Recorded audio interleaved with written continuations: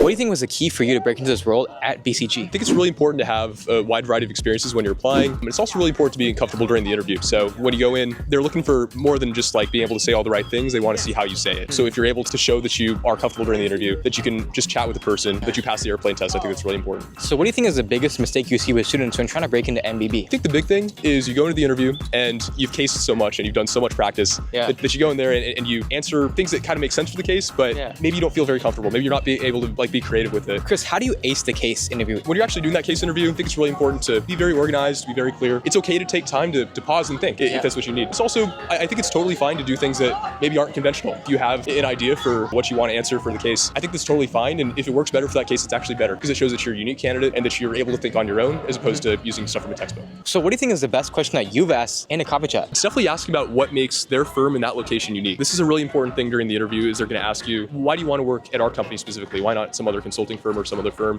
Why do you want to work at our location? And so, if you're able to ask that during the coffee chat, you can start to get ideas in terms of, what makes that location better or worse than other ones. And also, if you're able to just name drop them and just mention that you talk to people from that firm and that location during the interview, that's super helpful as well. What is your biggest recruitment hot take? Behavioral is more important than the case. I know it sounds crazy, but when people go into these interviews, they practice so much for the case and they completely forget about the fact that it's so important to walk into this interview and show that you're going to be able to talk to clients, show that you're able to present, show that you're able to work with other people. If you're traveling for consulting, you're going to be spending a lot of time in airports or in airplanes just traveling with these people. So it's really important that you're able to talk to your coworkers and get along with them. So everything from the behavioral aspects of having really good answers to those questions and just being a likable person, as well as, going through the interview and just being calm and composed throughout the entire process is just super important.